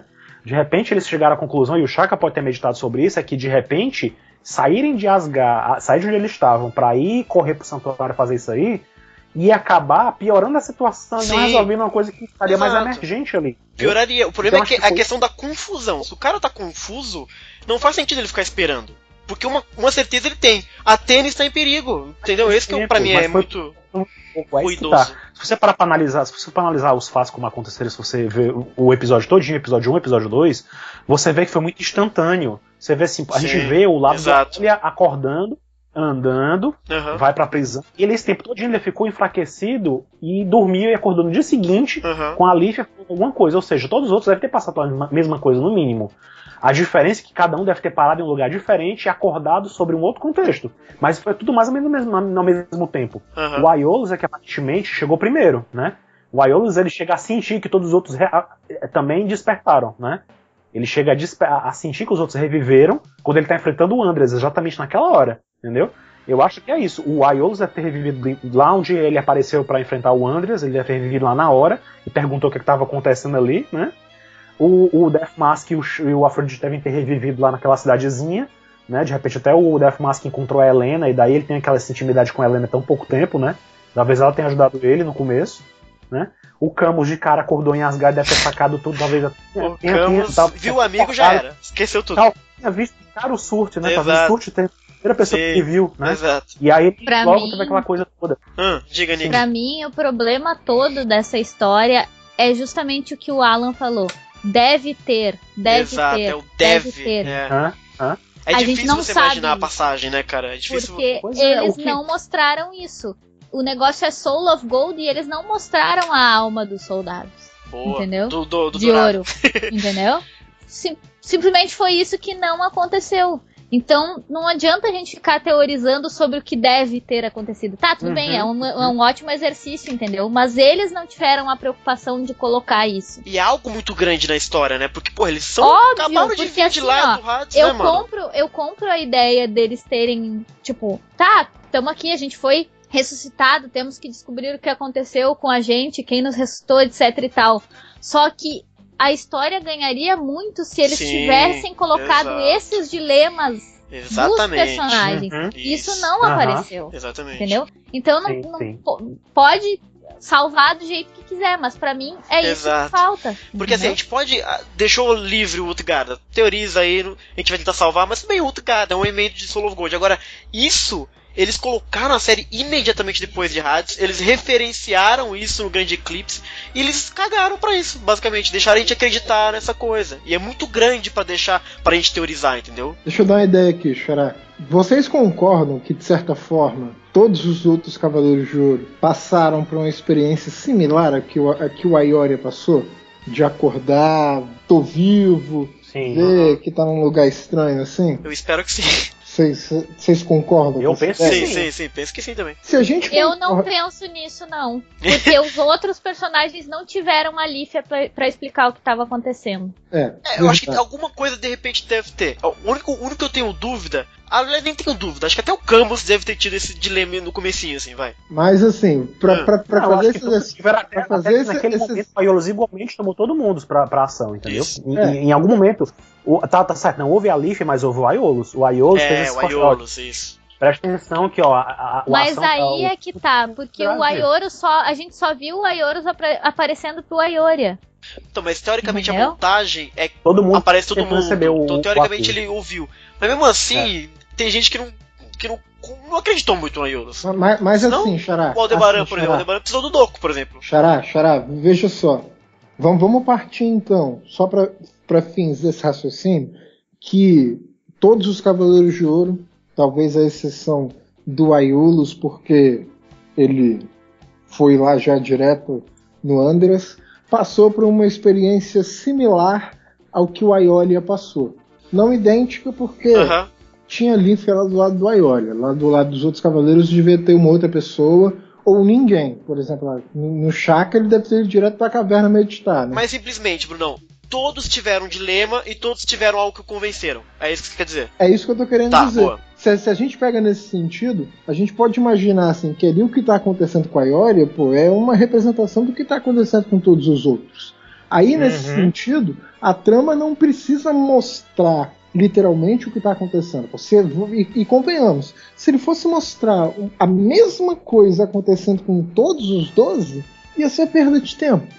Acho que seria mais legal, por exemplo, se os conflitos fossem diferentes. Aí, se fosse um conflito muito diferente entre cada um deles, aí valia a pena mostrar um por um. Como é muito parecido, o negócio de ir pro santuário ou ficar, acho que é desnecessário você mostrar todos os outros, precisa mostrar só um. Então, é que esse um não me convenceu, entendeu? Então, como não me convenceu, eu precisaria de mais. Na verdade, eles mostraram 2. Eles mostraram do Aiolia no começo e mostraram o Aiolus depois. Não, do Aiolus a gente já viu indo pra batalha, mas o dilema e o que convenceu ele a ir atrás do Andreas, eu não sei o que aconteceu, entendeu? É o que convenceu eles a superar esse dilema inicial. Isso pra mim não é problema.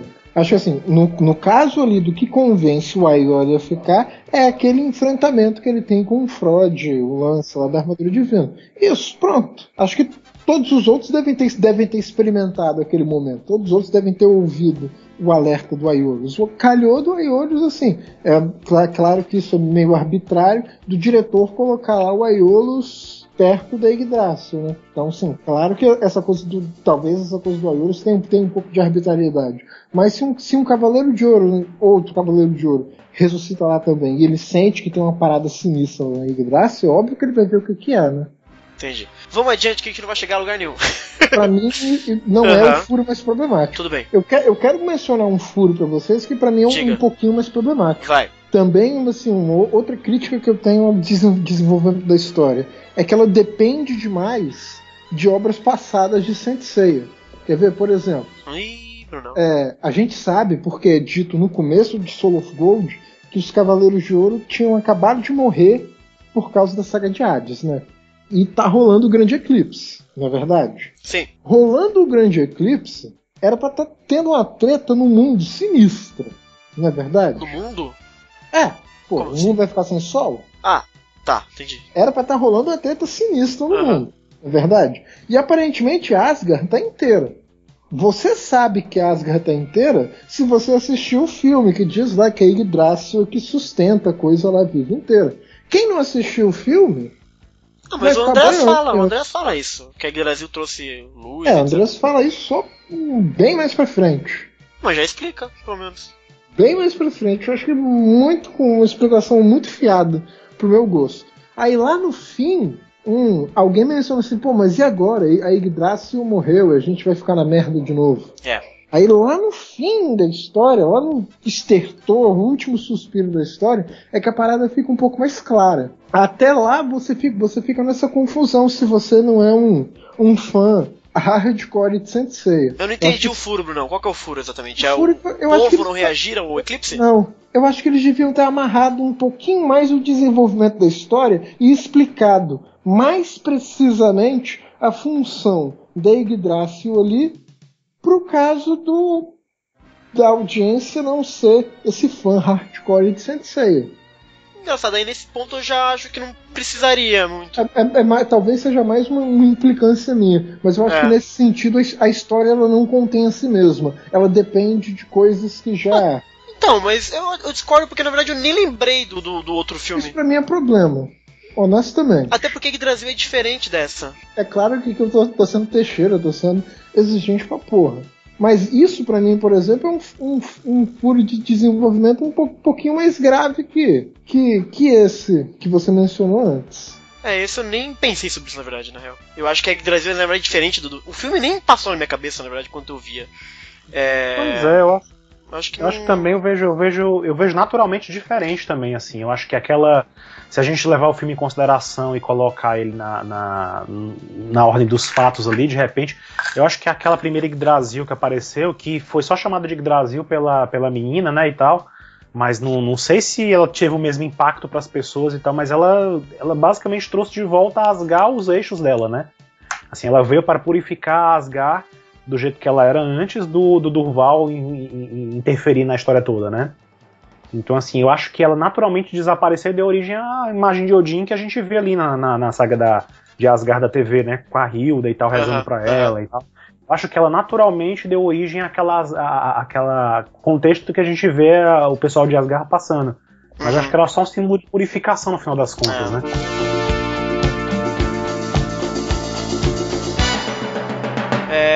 Posso ir no próximo furo que eu anotei? Sim. Próximo furo. É furo ou não é furo, Alan? Hilda. O que aconteceu com ela? O que aconteceu com o poder dela? Ficou doente como? Pra mim isso é furo. Pois é, né? Faltou a explicação, né? A Nick também já tinha até mencionado também, pontuou isso também, né?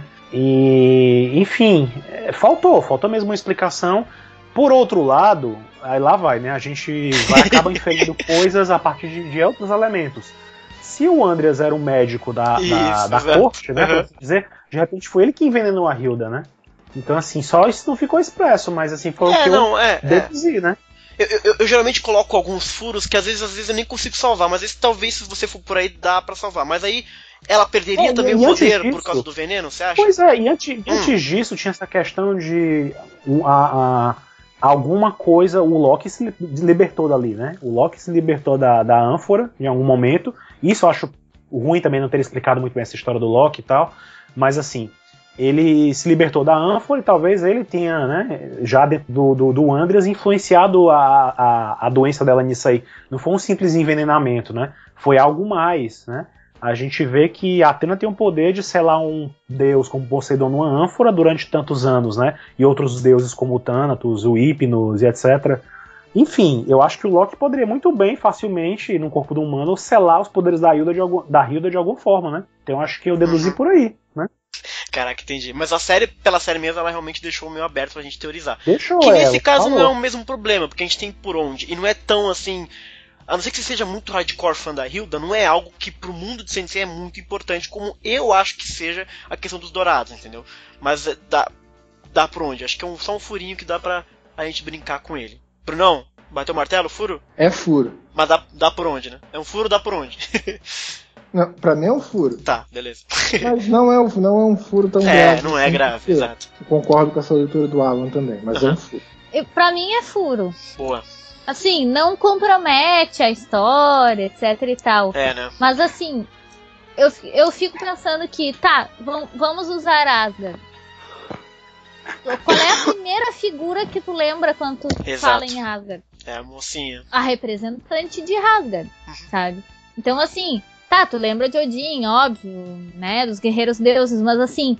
O que tu mais lembra de Asgard é que na saga anterior ela foi dominada pelo anel, e isso aparece lá no meio do Soul of Gold. Então, por que essa personagem não é aproveitada, sabe? Pra mim, ela tinha que estar ali no meio. Alguma coisa tinha que tá explicada a respeito dela. Se não vai usar ela, vai dizer que ela tá doente, tem que dizer no mínimo o que ela tem. E o que impossibilita ela de fazer qualquer coisa. Porque assim, pelo que deu a entender em Soul of Gold, ela tinha a noção de que certas coisas estavam acontecendo. Mas por alguma razão ela estava impossibilitada de agir. E não era só porque ela estava sendo lá controlada pelos guerreiros deuses a mando do Andreas. Pra mim tem mais coisa aí. Só que essa mais coisa não foi explicada. E pra mim isso é um puta de um furo. Próximo furo que eu anotei aqui, senhores deputados. O Aioria possuído no primeiro episódio. Nunca mais foi referenciado. E ele parecia realmente possuído. Os olhos deles estavam bizarros. Ele disse que sentiu o Big Bang entrando nele. E nada aconteceu. Não, mas aí eu acho que não foi ele que estava possuído, não. Assim, eu acho ele simplesmente foi o mesmo que aconteceu com... Isso fica claro se a gente olhar a luta do Camus contra o Yoga no anime clássico, né? você vê que quando ele tá chegando nos momentos finais da luta com o Camus, ele meio que perde a consciência. É né? verdade. E ele começa ele enfrenta, ele até assume a posição da execução Aurora, e o Camus até fala com ele, ele diz, não adianta nada, você tá só... Ou seja, ele perdeu os sentidos naquele momento. A mesma coisa do Ikki também, quando enfrenta o Shaka, não perde alguns dos sentidos. Eu acho que foi basicamente isso, assim, ele naquele momento, naquela condição que ele estava fraco ainda, né, e tal, eu acho que ele superou o sétimo sentido, enfim, superou todos os limites do cosmo dele e ficou inconsciente naquele momento, entendeu? Então, assim, foi uma coisa que ele perdeu o controle dele mesmo naquela hora, entendeu? Não que ele fosse possuído.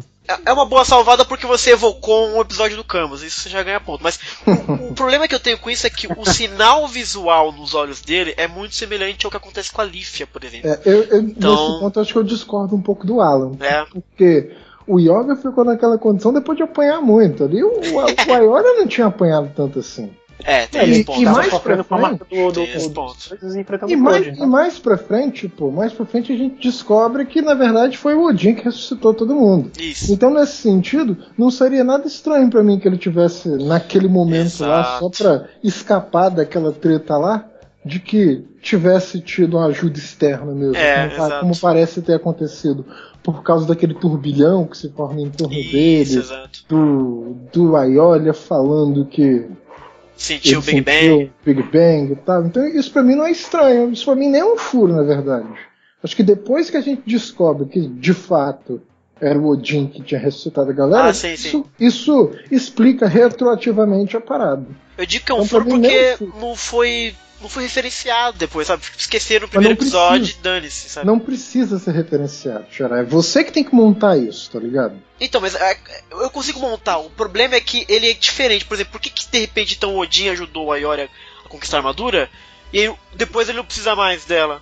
Entendeu? Eu acho que por isso eu acho que não foi interferência divina. Eu acho que foi simplesmente o Aiolia que... Porque veja só, Xará, aqui a gente conecta lá com o primeiro furo. Qual que era a reação inicial do Aioria? Como assim? Qual que era a reação inicial do Aioria depois de ter despertado em Asgard? Ele ficou confuso, né? E depois disso de ir pro santuário, não é verdade? Isso. E depois ele ter acordado, depois de ter vencido lá o Frode, supostamente com a ajuda de Odin. Qual é a reação do cara? Ele segue a reação do cara é ficar. Ele fica. Então se pá, pode ter sido legal. Odin lá mexendo as pecinhas pro cara. Aí você já salva um monte de coisa. Se o Odin possui todo mundo e convenceu esse cara, aí é legal. Então assim, aqui eu já entro numa coisa boa pra mim do desenvolvimento da história. Então, mas isso é uma teoria sua, Bruno. É que ela permite a gente montar essas paradas. Mas da mesma forma que a gente pode dizer isso, um outro fã pode dizer que na verdade não é isso. É o mesmo peso. Sim, então, mas isso aí... é legal. Mas isso que eu acho legal. Eu não acho. O que eu tô querendo dizer pra você é o seguinte: vai ter fatos no futuro, você contando a história, por exemplo, quando você descobre que é o Odin que tá por trás dessa parada toda, que permite que você explique retroativamente tudo o que aconteceu. Aí você pode contar a história de diferentes formas. Eu acho que isso é uma coisa boa do desenvolvimento, não é uma coisa ruim. Não, eu acho que você tá dando um ponto pra série que na verdade não é muito da série, entendeu? Quando você salva ela por fora, você tá dando um crédito pra série que eu não sei se ela merece. Porque não é da série fazer isso comumente, entendeu? E para grandes coisas, como essa coisa de convencer os Cavaleiros de Ouro dentro de uma luta muito importante... Eu concordo com você, tem coisas que eu acho que não precisa falar, que é legal você deixar a gente pensar e tal, mas tem coisas que se você deixar pra gente teorizar, o valor que tem Odin ter convencido ele é o mesmo valor que tem ele ser um furo de roteiro, entendeu? Então aí perde um pouco pra mim. Mas eu concordo com isso, de repente pode ter sido o Odin, mas se foi o Odin, por que o Odin não apareceu nos outros, por exemplo? E se não foi o Odin, de repente a série não conseguiu passar que era uma estafa dele, que ele tava assim, um sentido. Que eu gosto, eu prefiro mais que seja isso. Mas, a bem da verdade, o que eu sinto é que eu acho que eles mudaram de ideia no meio do caminho ali. Eu honestamente, eu discordo de você. O que você tá querendo é uma explicação canônica. Não quero nada canônico, eu quero... Não, o que você tá querendo é explicação canônica. Já deram pelo menos duas aqui pra explicar a parada e você fala que não... Então, que mas é o mesmo valor de não ter explicação. Porque é uma teoria de fã. Não, discordo. Sim, é uma teoria de fã, Bruno. Eu discordo. É uma boa teoria de fã. Discordo. Não é boa teoria de fã porque tem elementos na história que justificam isso. Quais elementos? Porra, a gente acabou de falar tudo aqui, Xará. Tem que repetir tudo de novo. Não lembro de nenhum elemento que você tenha falado. Porra, eu não vou repetir tudo de novo não, Xará, desculpa. Caraca. Ou seja, não tem nada. Não, tem sim. É uma boa teoria de fã. Até aí, teoria de fã pode ser várias. E aí pode ser nenhuma também. Então, pra mim é um... O que a série não se desenvolveu. Você tá querendo parada canônica, Xará. Eu quero que a série me conte o que aconteceu. Senão vai ficar o Brunão com a teoria do Alan, a teoria da Nicole, a teoria de todo mundo e aí é isso. Legal, pô. É legal até a 15ª página, entendeu? Tem coisas que é legal você falar. Tem coisas que o texto melhora, é simples, ou senão ele vira um furinho. É legal até a 15ª página, mas é que a gente tem 13, a gente não tem 15. Então fecha, pô. Ai, meu Deus do céu. Se fosse uma coisa mais longa, e tudo bem. Mas não é o caso. Dá pra você fechar a parada assim. Quando você descobre retroativamente, quando você descobre lá que é o Odin que tá por trás de tudo, retroativamente você consegue explicar várias coisas que ficaram sem explicação nos primeiros episódios. Sim. Essa não é uma delas. Mas eu concordo com você. Isso é um elemento que a série oferece. Eu discordo, mas assim, ele explica várias coisas, mas essa pra mim não explica. Mas aí é questão de opinião. Você acha que sim, eu acho que não. E aí dá na mesma. Próximo ponto. O Freud no primeiro episódio ele percebe que a Leaf é alguém diferente, né? Porque ela tem essa possessão do Odin, etc. Mas a gente não vê na tela isso encucando ele. Vocês não acham que deveria encucar um pouco mais ele? Na verdade, o que mais me incomoda nessa história é que a gente descobre mais pelo andar da carruagem que o Freud já conhecia a Leaf há um tempo. Na verdade, até no primeiro episódio fica evidente assim, quando ele fala que, tem um relacionamento, ele não vai poder continuar protegendo ela e tal. Só que eu acho que pelo fato dele se relacionar, dele ter um relacionamento com ela, se a gente sabe lá que relacionamento é, se é só uma amizade qualquer, se ele tinha uma queda pela mina e tal, acho que isso deveria ter feito ele ficar um pouco mais interessado no que estava acontecendo com a Lífia, né? Então, ele não fica muito encucado. Ele só fica depois que ele descobre, né? Aí que tem o retcon dos dois juntos e etc. Aquele episódio lá. Mas até lá ele tá meio... Ficou meio fraco nesse sentido. Ficou meio fraquinho, né? Acho que eu tô com você. Fica meio fraco mesmo. Outro ponto que eu anotei aqui, eu sei que não é um furo, mas é algo que a gente já debateu muito, já tivemos Guerra de 1000 Dias sobre isso, e eu continuo batendo pé, pra mim é um problema do roteiro, sim senhor, que é a porra da explicação das armaduras divinas. Que até agora não sei, a série não me falou porque que o Shaka tem armadura divina. Ou ele sentou e pegou naquela adaga, mas enfim, a série foi longe pra explicar que ela chorou no Aldebaran quando ele perdeu do Shido numa saga bizarra e o Shaka cagou, entendeu? Então o peso é muito diferente, assim, sabe? Então eu só notei porque... Convenhamos que ao mesmo tempo... ao mesmo tempo, na série mesmo, o Mu coloca que isso tudo aí, essa coisa da Athena ter chorado e tal, é uma teoria, né? Assim, o fato ele deixa a gente claro que o fato é que tem que ter uma relação com a Athena de alguma forma para que a armadura divina tenha, né, aparecido. Pelo menos é isso que ele coloca originalmente, né? Só que vamos lá, vamos explorar um pouco essa história da teoria, que a gente deve muito.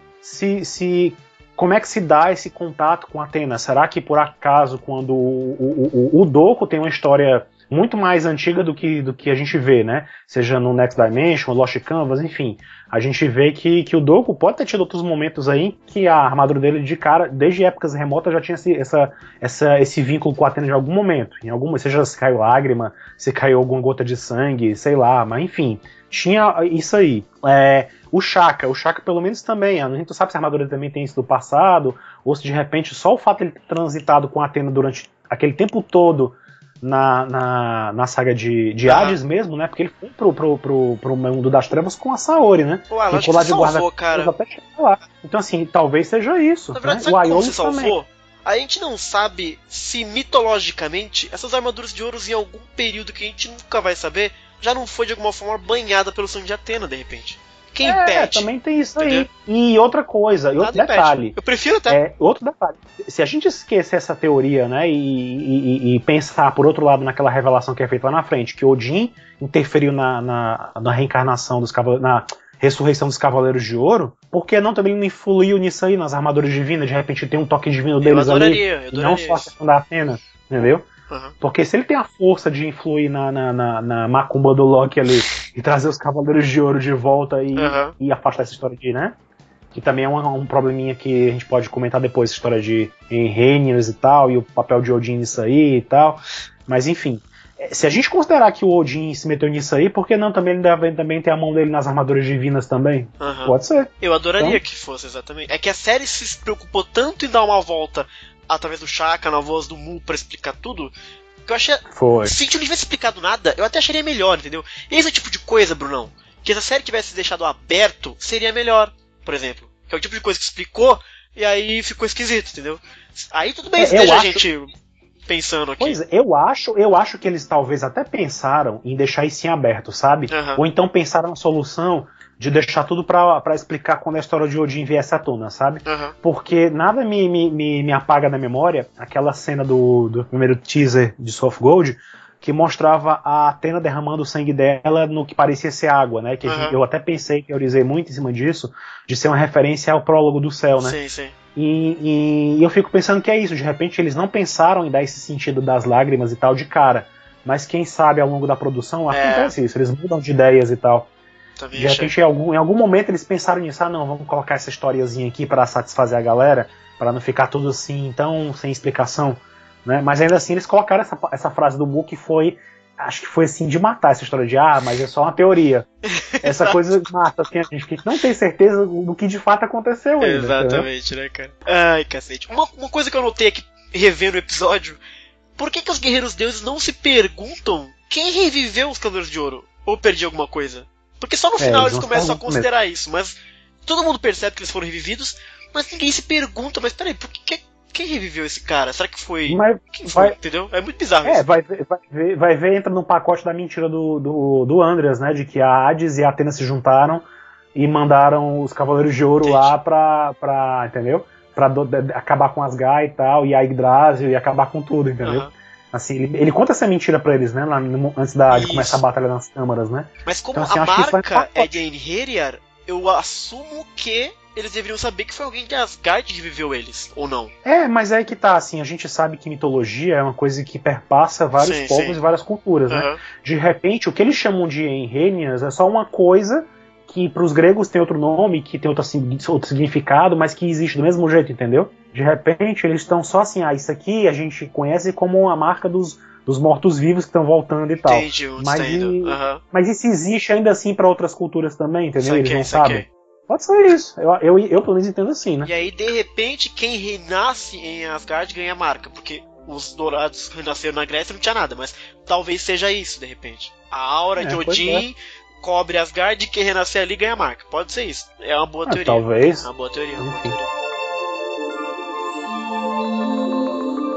Outro furo que eu acho que vocês já bateram muito em mim por causa disso, onde estava Baldur na saga de Asgard.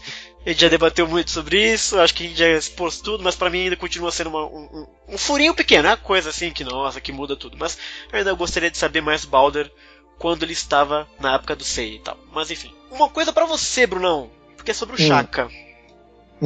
Como que o Shaka sabia que o Baldur perdeu alguma coisa quando ele falou com Odin e que aquilo alimentou o Loki? Porque isso é muito...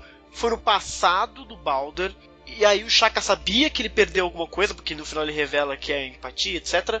Mas como que o Shaka sabia disso? Cara, acho que depois de tudo que o Shaka vê e ouve do Baldur lá, ele chega à conclusão lógica, né? Entendi.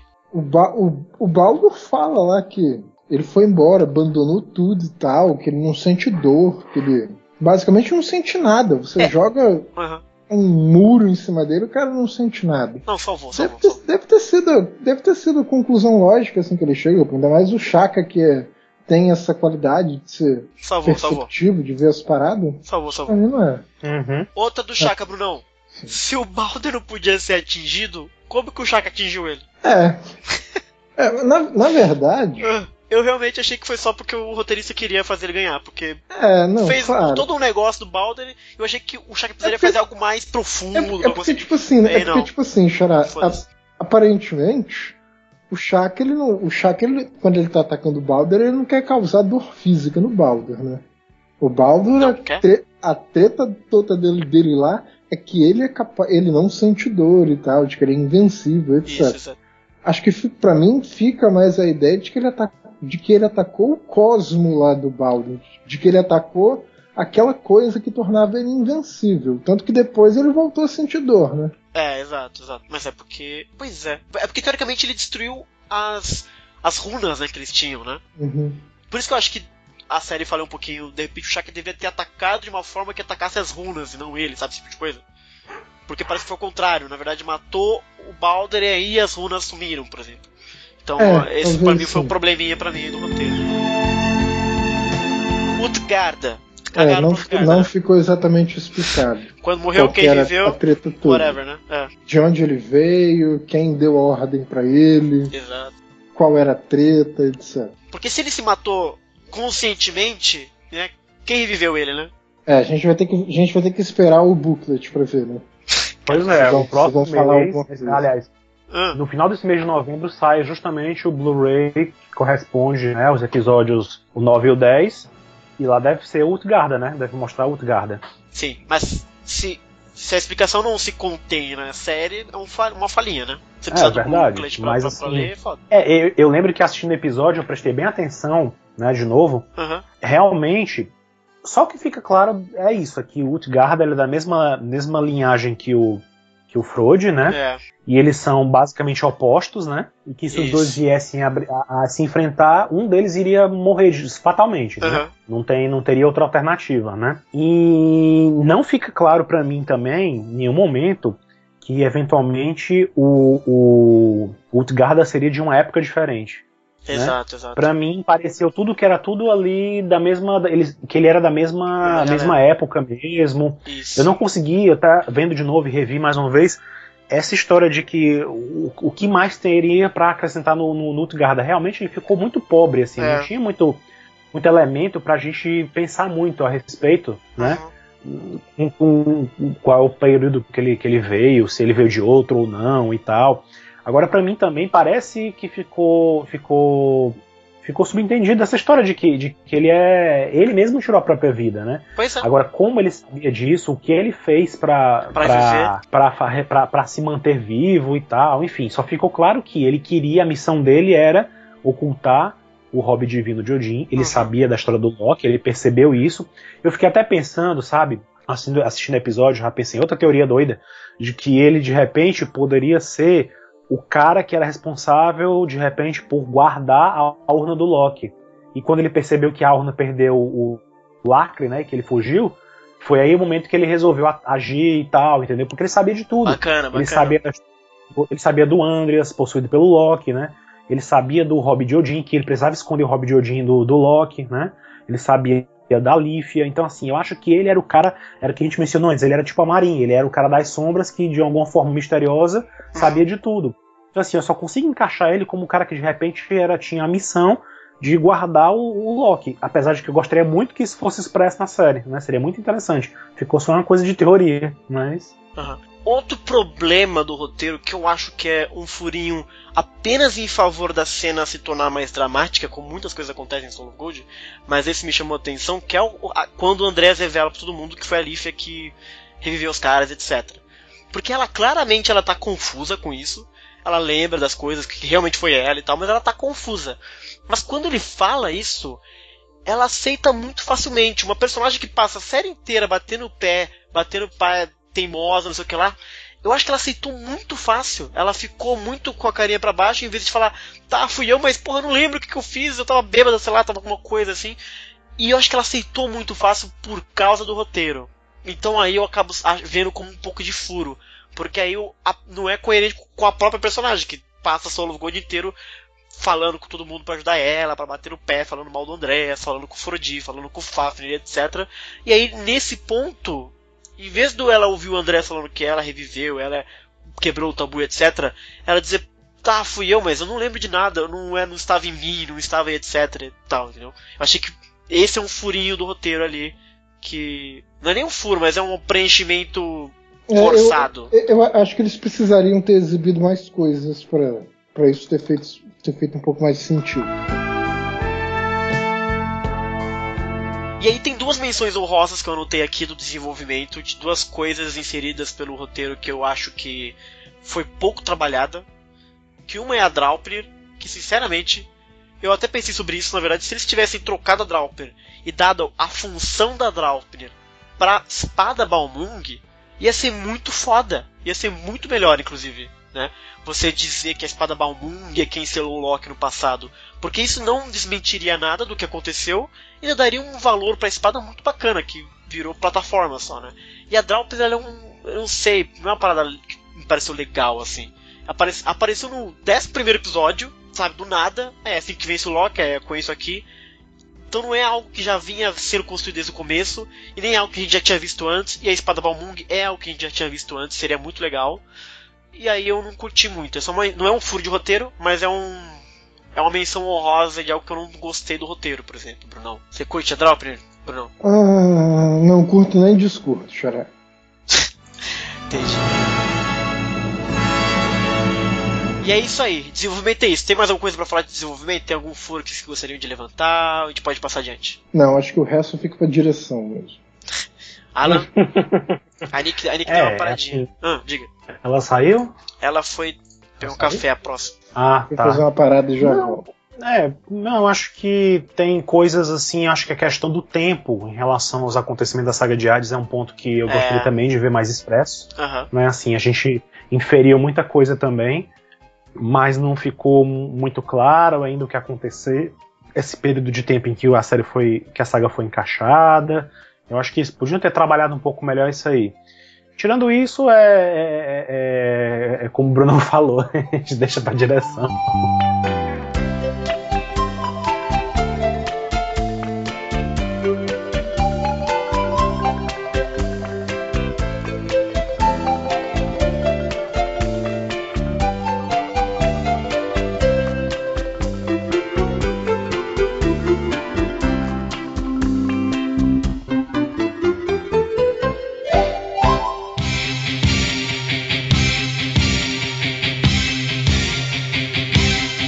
No céu uma constelação escolherá um vencedor, brilhando não se extinguirá. Só um pouquinho que eu preciso pentear meu cabelo, tá? Só um pouquinho. Nossa, então tá bom. É claro que tem que vir de cabelo penteado pro podcast, né? Eu tomo banho, passo perfume, rapaz. Qual é? Revelar o caminho pra vencer. Oh yeah! O céu do amanhã será azul. Lembrar que essa luz me guiará como um sonho. Ai, meu coração, guardo esse céu azul que eternamente